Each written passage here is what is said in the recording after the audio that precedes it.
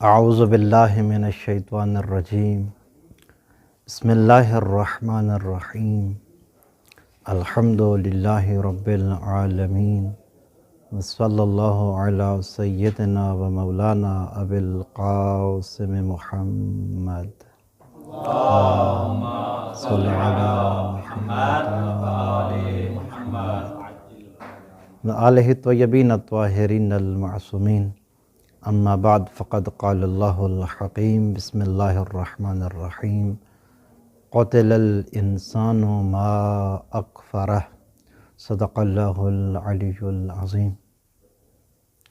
سلسلہ گفتگو سورہ عبس پہ رکا ہوا ہے۔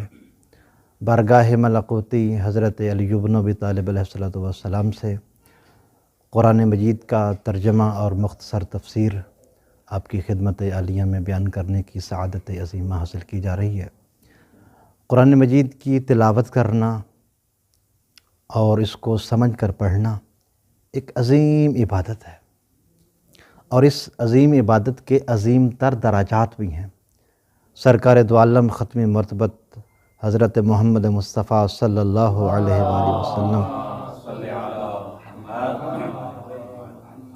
سے حضرت علی مرتضیٰ نے اس حدیث کو نقل فرمایا کہ مولا مصطفیٰ صلی اللہ علیہ وآلہ وسلم نے ارشاد فرمایا تھا، علیکم بتعلم القرآن وکثرت تلاوتہ تنالون بہ الدرجات وکثرت عجائبہ فی الجنہ۔ سرکار نے فرمایا تمہارے اوپر ضروری ہے کہ تم قرآن مجید کی تعلیم کو حاصل کرو اور کثرت سے قرآن مجید کی تلاوت کرو۔ اگر ایسا کرو گے تو بلند ترین درجات حاصل کر سکو گے، اور بہشت میں کثیر عجائبات تمہیں نصیب ہوں گے۔ کیا عظمت ہے اس قرآن مجید کی تلاوت کرنے کی۔ اس جہان میں بھی انسان کامیاب ہوگا، اور اس جہان میں بھی انسان کامیاب ہوگا اگر انسان قرآن مجید کو سمجھ کر اور اس کے مفاہیم کو سمجھ کر انسان قرآن مجید کو پڑھے گا۔ ہمارا موضوع گفتگو آیت نمبر 24 میں ارشاد حضرت رحمان ہوا، فَلْيَنْظُرِ الْإِنسَانُ إِلَىٰ طَعَامِهِ فَلْيَنْظُرْ، پس چاہیے کہ دیکھے، نگاہ کرے، غور و خوض کرے، الانسان بشر آدمی، الا طرف طعامہ، طعام کھانا، غذا خوراک۔ ایک بڑی خوبصورت تعبیر ہے۔ طعام کسے کہتے ہیں؟ ہر وہ شے طعام ہے جس پر انسانی جسم کی بقا کا دار و مدار ہو، جس پر انسانی جسم کی بقا موقوف ہو، اسے طعام کہتے ہیں۔ یعنی جس غذا کے بغیر جسم انسانی فنا کی گھاٹی میں اتر جائے اسے طعام کہتے ہیں۔ پس ارشاد ہو رہا ہے انسان کو چاہیے کہ وہ اپنی غذا کی طرف باغور نگاہ کرے کہ وہ کیا کیا کھا رہا ہے۔ اسی آیت مجیدہ کے ذیل میں علامہ ذیشان حیدر جوادی کبریٰ لکھتے ہیں کہ اس آیت مجیدہ میں ایک کلمہ ہے فَلْيَنْظُرْ، ایک کلمہ ہے طعامہ۔ لفظ نظر اور لفظ طعام دونوں عام ہیں، عمومیت کا معنی رکھتے ہیں۔ یعنی انسان کا فرض بنتا ہے کہ وہ مادی و روحانی دونوں کھانوں کی طرف غور کرے، یہ بھی دیکھے کہ یہ غذا کیا ہے، اور یہ بھی دیکھے کہ اس غذا کا مرکز کیا ہے۔ جس طرح روحانی کمالات اور علوم میں یہ دیکھنا ضروری ہے کہ یہ علم کیسا ہے، کہاں سے کس مرکز سے حاصل ہوا ہے، تاکہ نعمت کا صحیح اندازہ ہو سکے۔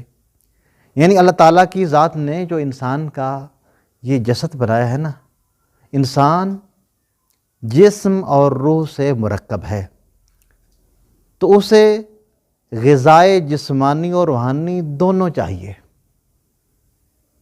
دونوں میں غور کرے انسان، دونوں کی ضرورت کو پورا کرنا چاہیے انسان کو۔ کوئی آپ سے پوچھ سکتا ہے کہ اس آیت کریمہ میں روحانی غذا کا تذکرہ کہاں ہوا ہے؟ تو اس کا جواب یہ ہے کہ صامت قرآن کی آیات اس وقت تک کما حق کہو نہیں سمجھ آتی جب تک قرآن ناطق کے کلام عصمت سے تمسک نہ کیا جائے۔ حضرت شیخ یعقوب کلینی نے اصول کافی جلد نمبر 1 صفحہ نمبر 39 حدیث نمبر 8، شیخ مفید علیہ الرحمہ نے کتاب الاختصاص صفحہ نمبر 4 پر، اور علامہ مفسر قرآن سید ہاشم بہرانی نے تفسیر البرہان جلد نمبر 8 صفحہ نمبر 214 اور 215 پر، سبھی بزرگوں نے حضرت زید شہام سے ایک روایت تحریر فرمائی ہے، اور بڑی ہی خوبصورت روایت ہے۔ حضرت زید شہام کہتے ہیں کہ میں نے امام جعفر صادق علیہ السلام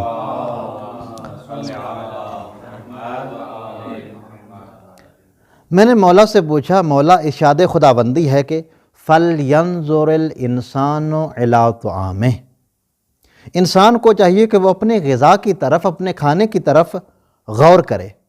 قُلْتُ مَا طَعَامُهُ، میں نے عرض کی مولا اس کھانے سے کون سا کھانا اور کون سی غذا مراد ہے کہ جس کی طرف انسان نے غور کرنی ہے، انسان نے فکر کرنی ہے، انسان نے نگاہ کرنی ہے کہ یہ میں غذا کھاؤں یا نہ کھاؤں، مولا اس طعام سے مراد کون سا طعام ہے، کون سی غذا ہے؟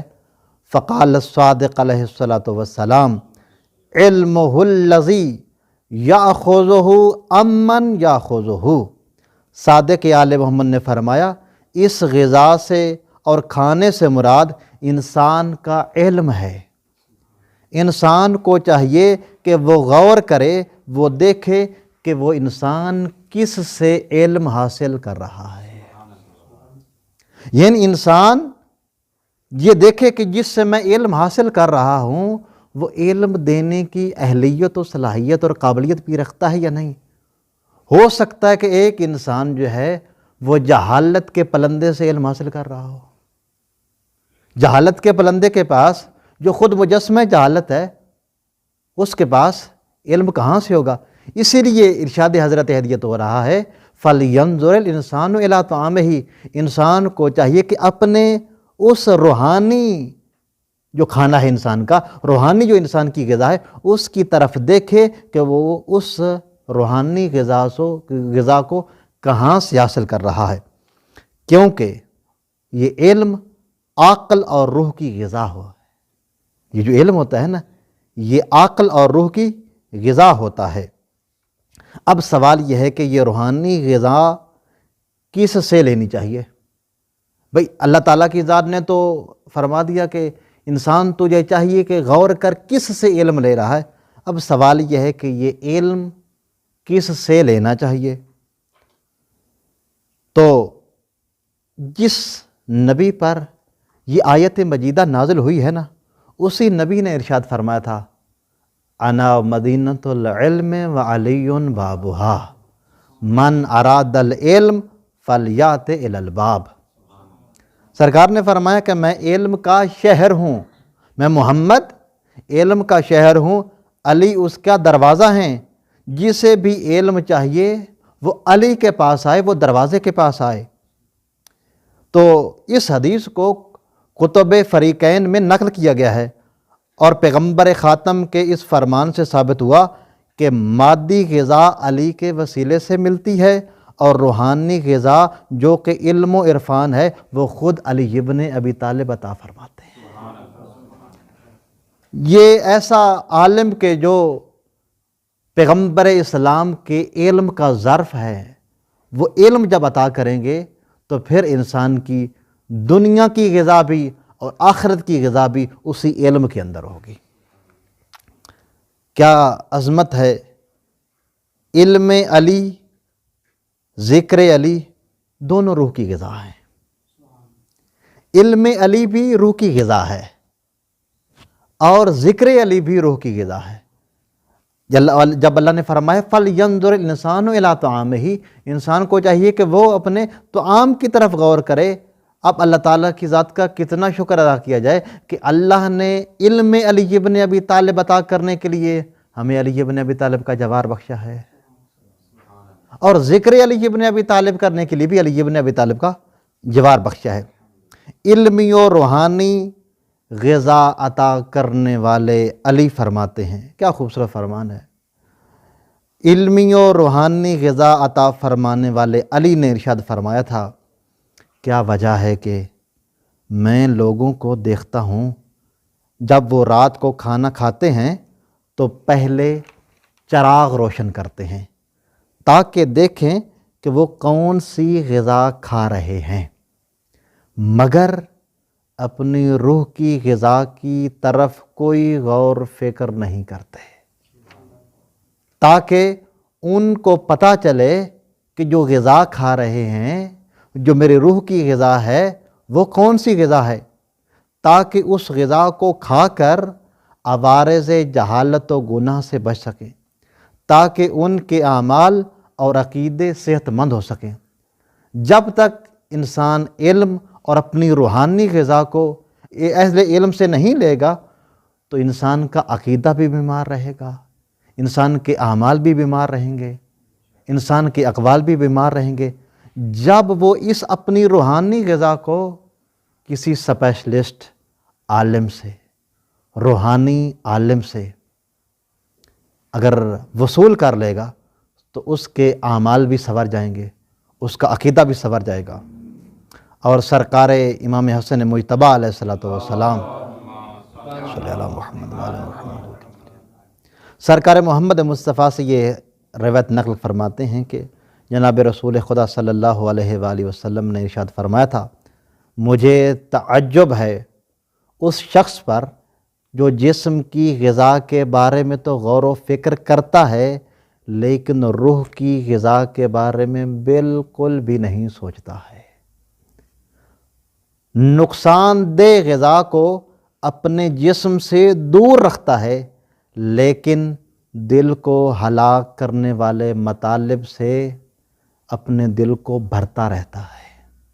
مجھے ایسے انسان پہ تعجب ہوتا ہے کہ انسان اپنے جسم کی بیماری کو دور کرنے کے لیے تو اچھے سے اچھے طبیب کی طرف، اچھے سے اچھے اسپیشلسٹ ڈاکٹر کی طرف رجوع کرتا ہے، مگر اپنی روحانی غذا کے انتظام کے لیے کبھی بھی وہ ایسے شخص کی طرف رجوع نہیں کرتا جو علم کی کرنوں سے اس کے اندر کے جہان کو روشن کرتے، جو اس کی عقل کے ایمان کو سرخرو کرتے، جو اس کے اندر کو جگمگا دے۔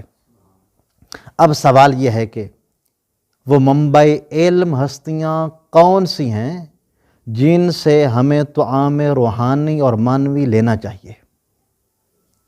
اس سوال کا جواب ایک ہی فرمان معصوم میں بند نظر آتا ہے۔ علامہ مجلسی قبلہ نے بحر الانوار جلد نمبر 2 صفحہ نمبر 92 پر ایک حدیث کو تحریر کیا ہے۔